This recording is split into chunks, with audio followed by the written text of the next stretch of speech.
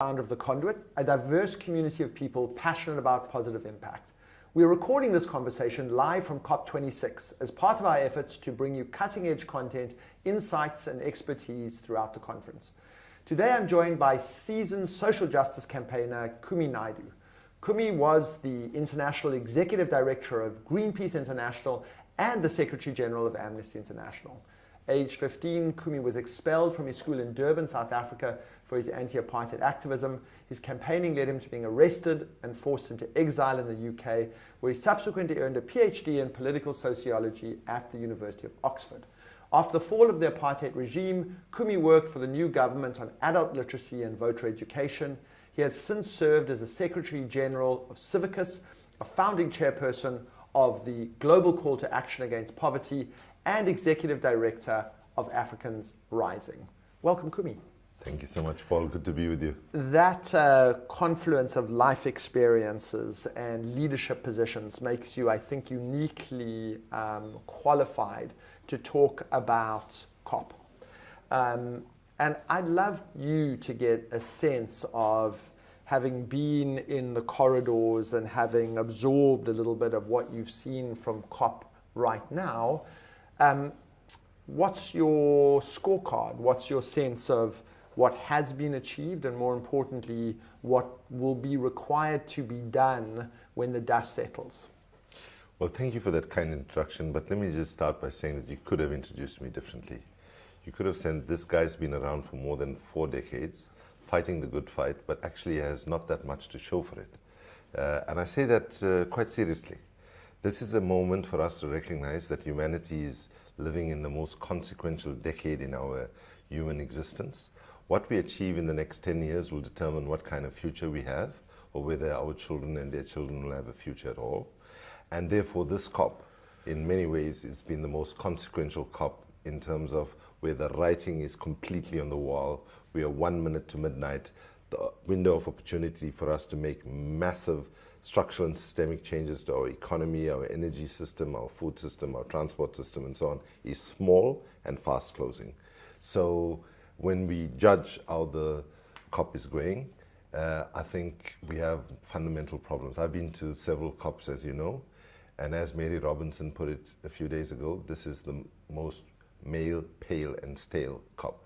We have countries that are not represented here in the front lines of climate change in the Pacific, right, who are staring down the possibility where they're going to have to relocate the entire populations if they're going to get them to survive and so on. They've not been able to make it here either because of costs, either because of COVID, or that they just were not able to for a whole range of reasons. So the one problem we have with the COP is that the participation is highly problematic, right? If you walk through the corridors, it doesn't look like how the world looks. You know, it looks like we're at a European conference with a few people of color messing around. Second is that, do you know, I will ask you a question if I'm permitted, which is the largest delegation here? I think it's a trick question, but I think it's the oil and gas sector. Yeah, well, you got it right. It's twice as large as the largest government delegation, which is the UK government. And think about it, right? It's like Alcoholics Anonymous having their big global conference, and the largest delegation is from the alcohol industry, right? We need to understand that one of the biggest drivers of the suicidal trajectory that we're on is, in fact, the use of fossil fuels, which is what the science has said repeatedly and confirmed right now. And they are holding back progress. They are not wanting to talk about a phase out of fossil fuels, even though they now no longer saying that it's not contributing to the problem, but basically they want to stretch it out as far into the future as possible, which is exactly what's going to kill our children's futures. So just to conclude, what we're looking at in terms of the numbers game, right now, in terms of what's on the table, we're looking like we almost guaranteed a 3.2 degree world, right? Rather than keeping it below 1.5 in terms of what commitments are on the table. On money, you know, poor countries were promised in 2009. I was there as the head of Greenpeace International, as well as the chair of the Global Campaign for Climate Action at that time, fighting really hard to get the Green Climate Fund set up in Copenhagen, and it was agreed $100 billion per year over the next, into the future. But the latest that it will be operational was 2020. We are at the end of 2021, and now they're talking about setting it up in 2023. Then in terms of adaptation funding, again, the money is not on the table. And let's just be clear, and people don't want to confront facts here sometimes, but let me just put it bluntly. COVID has been an important teacher to us. The COVID pandemic showed the short-sightedness of the most powerful and rich governments in the world, and often acting against the interests of their own citizens. What we have today is a real blatant case of vaccine apartheid. In Europe and North America, for example, people are being offered the third vaccine, whereas in Africa we have 5% of people who have actually got even one vaccine. So when we look at vaccine apartheid, it confirms that what we also have is climate apartheid. Those parts of the world that contributed historically most to the problem are those parts, and those that contributed least to the problem are the ones that are paying the most brutal and devastating costs right now. So when we are looking at judging on financing what's going on at the COP, we must be very clear. Poor nations are not asking for charity here. They're saying to rich nations who built the economies by devastating the forests and other biodiversity to build the economies, that this is your climate debt. And here's the thing, it's in the interest of rich nations that poor nations which have not gone in the directions that rich nations have gone in terms of wiping out the biodiversity, that in fact we protect it. The Congo Basin forest, the Sumatran forest, the Amazon, and so on, because ultimately rich nations need those forests to be standing. Otherwise, what we are seeing happening in terms of climate impacts in the global south will be happening in the global north. So let me come to the forest question specifically, because with much fanfare last week, there was a big announcement on forestry. And some people have hailed it as a step forward. But I'd love to hear your sense of, does that deal work? Does it meet the standard? Are you happy with the specifics? Because I think what we're going to land up having to do at COP, in my estimation, is get quite granular about all the announcements made and unpick each one. Absolutely. and analyze it in the cold light of day and say, actually, that is progress. That's that's radically insufficient, and that's an outright dismal. So what's your sense of the Forestry Agreement? So the Forestry Agreement, in a different shape and form, it's the third time it's being presented, firstly. Yeah. Second, it is a step in the right direction, right? But it's only a step in the right direction if the resources promised are delivered timelessly, without dilly-dallying, and that it's implemented with transparency. And by the way, in this, recipient countries, right, need to play their part to ensure that not a cent of it goes to any corruption or any other misuse. But in the conversation about the forest question, especially with the Amazon, and with other, we must remind ourselves we've got forest-dwelling communities, right? And the indigenous peoples of the Amazon have been people who have actually protected that biodiversity.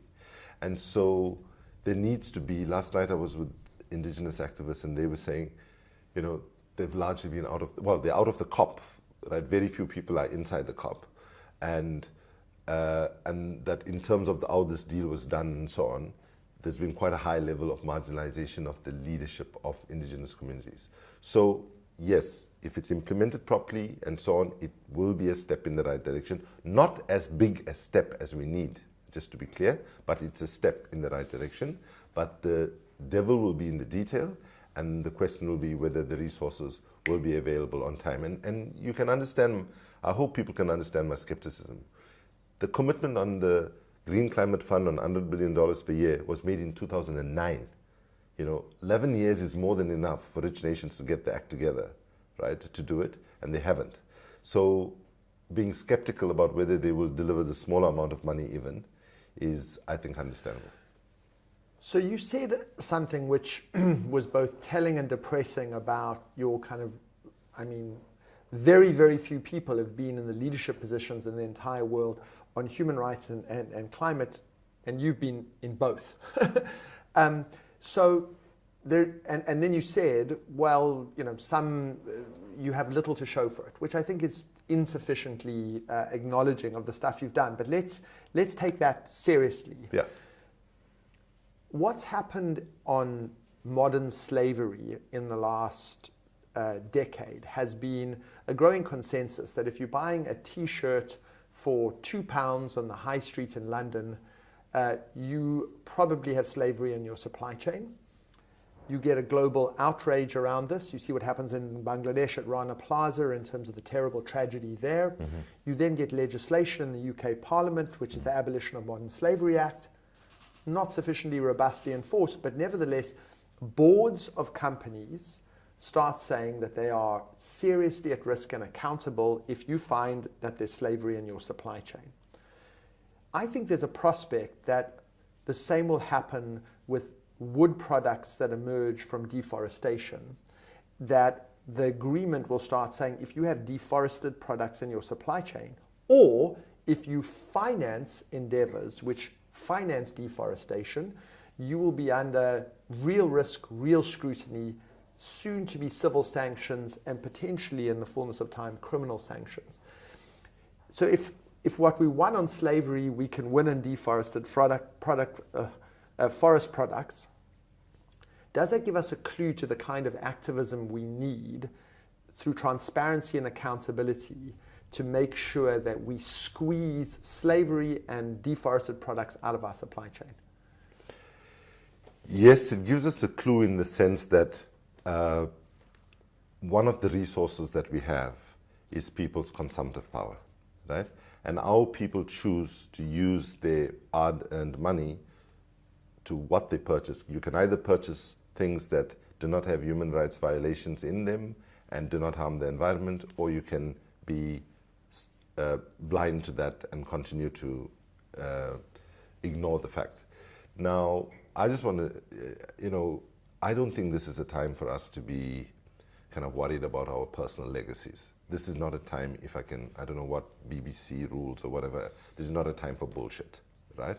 And so, so what you're talking about doing on forestry, I and others, when we're on as Greenpeace, have been pushing for this for more than 20 years to have, and there have been certification bodies like Forest Stewardship Council and so on, who have been pushing for this kind of certification so that we would know wood products and so on, what kind of supply chain they've come through. Should we do it and do it quickly? Yes, absolutely. We need to push and try and make it happen. But there's a difference between most human rights demands and the climate question. And let me tell you what the difference is. So like say if you take gender equality, it's pathetic that after so much of sacrifice, so much of activism, so much of effort, that we have still a low level of full gender equality in the world. But with gender equality, there isn't a clock at the center of the table that's ticking and saying, you're running out of time. With climate, the science is saying, you've got 10 years, right, to turn things around and set us on a new course, right? And so therefore, we need to recognize that from the activism side, that we have to begin to take seriously what Albert Einstein once said, when he said the definition of insanity is doing the same thing over and over again, expecting to get different results. Okay, so what do we do differently? Because I'm totally with you. What do we do differently? So let me just say I'm not a holder of absolute truth on this question. I'm actually currently a fellow at the Bosch Academy in Berlin, where this is precisely what I'm working on, trying to answer the question, what should we stop doing? What should we start doing? What should we continue doing, but do it in a different way? But here are some of the things based on my years of activism that I feel we need to be doing. First, we need to recognize with climate activism that the climate activism is part of the problem, in the sense that we talk in a language that shuts 95, 98% people out of the conversation. when you're talking about degrees, part per million, all of that. And this is a historical problem because the environmental movement started in the rich countries of the world, and its Western orientation made it to be more about trees and animals and the Arctic and polar bears, all of which I love and support and have fought for, and I put my life on the line to do that at different moments. But we need to recognize that when people don't have food to eat, when people don't have clean water to drink, when half the people on this planet don't have a decent toilet, for sanitation, which, by the way, is a very polite way for middle-class people like ourselves to say that half the population don't have a clean, decent place to piss and shit. And I think we need to use those words because that actually brings the kind of injustice of what we're doing, because we try to be very nice and polite in the way. So we need to speak in a different way. Got it. And make it more human-centric. Got it. Climate change has to be about water, about food, about housing, about land, about agriculture, and so on. So one of the projects I'm working with the artist Olafur Eliasson in Berlin is how do we bring the worlds of arts and culture and the worlds of activism together to be able to communicate with emotion and with impact so that ordinary people don't just see statistics, charts and degrees and parts per million that locks them out. The second thing is that we have to find the right balance right now between how do we speak truth to power and not sanitize the fact that we are running out of time and we are in a deep crisis on the one hand, but how do we do it in a way that doesn't say to people, it's over, right? Like once I was giving a speech in the US and I was talking about all the different crises we're having and our forests are dying and inequality is rising and structural racism is still there and so on, and a person in the Q&A question and answer time said, Mr. Naidu, have you heard of Martin Luther King? And I said, yes. He said, do you know what his most famous speech was called? I think it was a trick question. I answered it very gently. I said, I have a dream. And she shouted back at me, yes, it's I have a dream, but when I hear you speak, you have a bloody nightmare. Everything is... So we have to find the right balance between speaking the truth to power, but doing it in a way that doesn't immobilize and motivates and so on. The third problem we have with activism is activism in the narratives that we have. And of course, not all activism, you can't talk in one monolithic way, but particularly the activism that comes mainly from the north, from rich countries, it focuses far too heavily on how people are exploited, marginalized, oppressed, repressed, and so on. Of course, we need to start there. But the thing that we don't do sufficiently is saying that notwithstanding all of that, people still have agency, right? We need to focus more on the capabilities that people still have. Because if we do not find multiple pathways of participation of ordinary people in the climate fight and in the other intersecting injustices that come with climate and an unjust, broken economic system, we are turning people who should be central players in the fight into spectators, right? So I've been doing some work on how can we harness people's autonomy, harness creative participation, harness our wealth. Like say, let me give you an example on harnessing our wealth.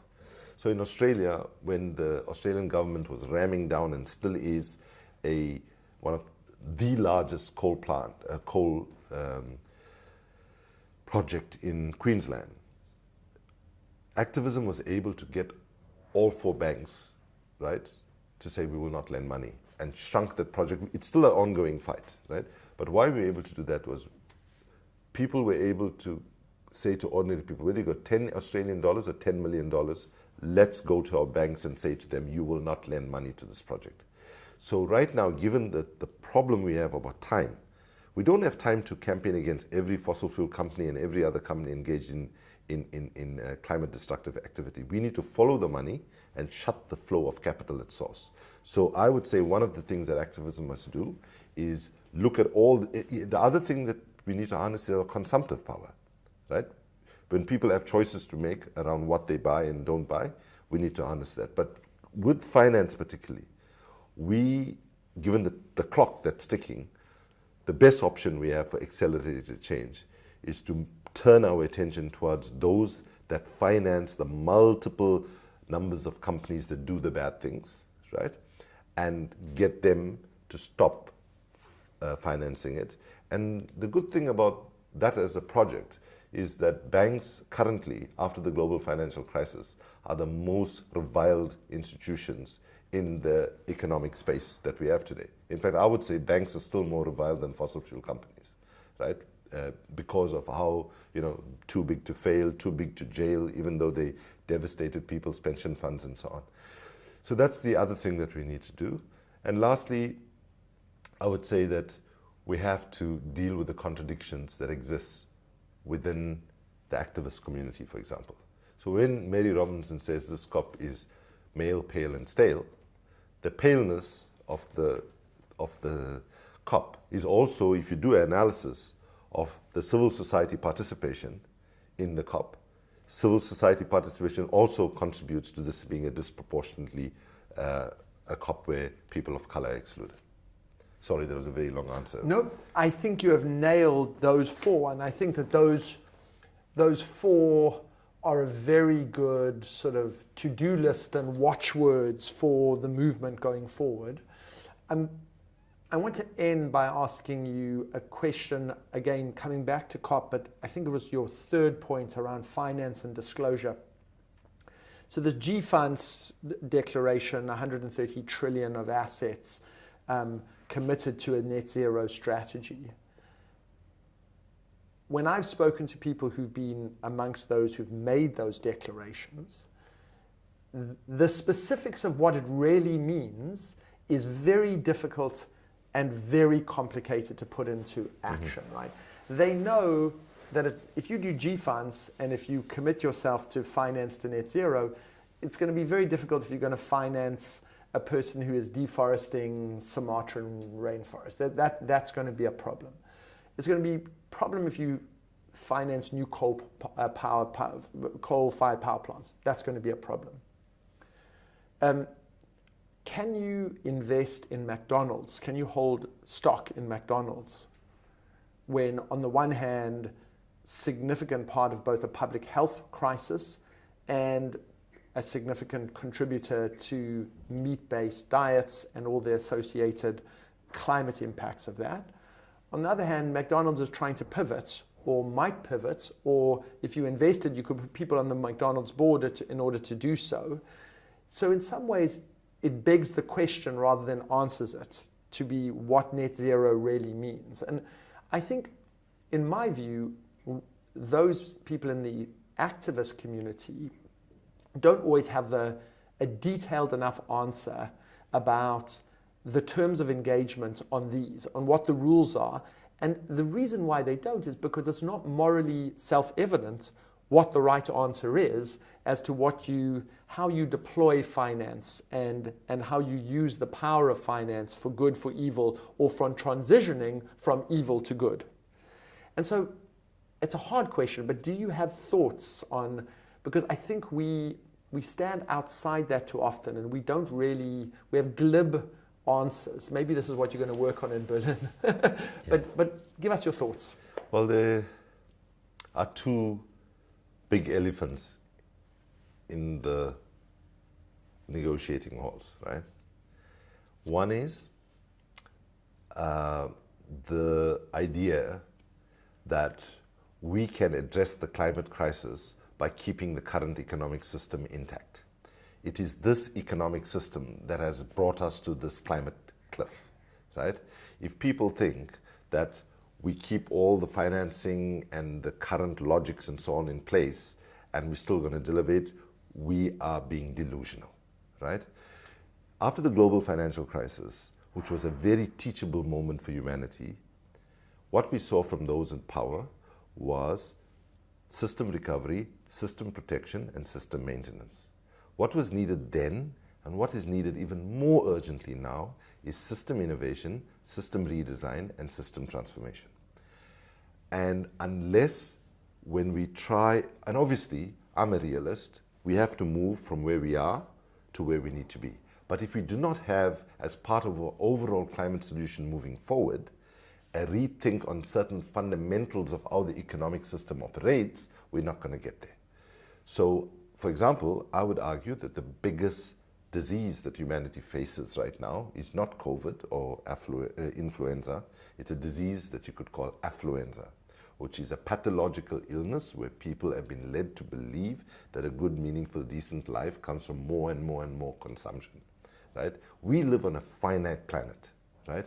And we have to be able to deal with the question of vast levels of inequality that exist on this planet, and we have to begin to pose some fundamental questions about what constitutes a meaningful, happy, life, and how can we pass that on to our children and so on.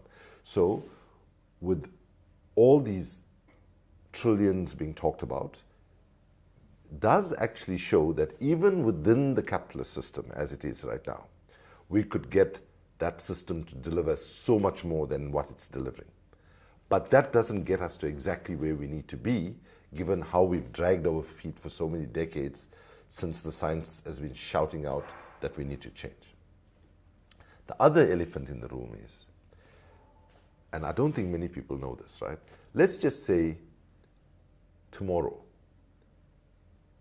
that all the gods of the world, assuming they exist, arrived on the planet and just turned off emissions completely. So let's say from tomorrow there's not a single emission. And as we would say at home in Afrikaans, ons sal still, we will still be deep, deep, deep in the kak, right? Because of legacy carbon, right? Once it's released, it's there and it's causing its devastation. So even if we reduce completely, right? And then what never gets talked about, I'm amazed at so many things I've seen in the media and so on, that we don't remind people where we are towards the 1.5 degree, right? We are already at close to 1.2 degrees. We've got so little place. And understand, at one point, at where we are now, we're already seeing massive extreme weather events and so on. And I just want to say, we need something addition to mitigation and adaptation. And it's controversial, let me just say. But why, and as somebody who opposed in 2009 any discussion around carbon removals, right? Removing carbon from the atmosphere, I feel we have to now build that as part of our intervention, almost a third pillar, but with very clear principles on equity and justice, transparency, and so on, because I refuse to accept. And let's be clear, the dominant nations of the world are basically saying that all the Pacific Island states, all the small island states, least developed countries, people living in coastal regions and all, bye-bye. That's what they're saying. When I was in the Pacific in 2015, I heard a slogan that I still choke when I say it. People there were chanting 1.5 to stay alive.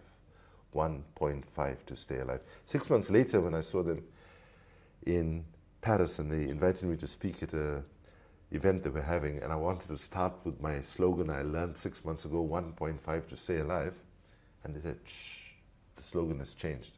And the new slogan is, and this is the slogan now, 1.5 we might survive.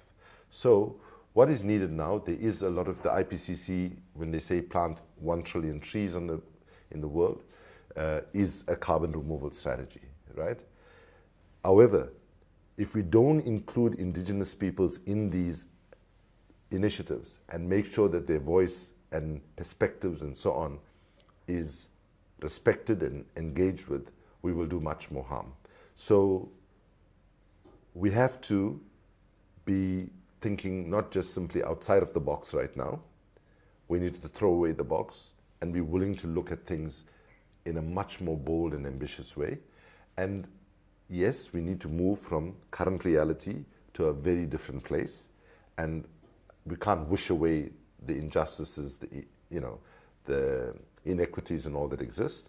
But we have to start with where we are, but make sure we're building in our interventions, not baby steps and incremental change and one financing project here and another financing project here. We have to push for fundamental structural and systemic change if we're going to secure this planet for our children and their children's future.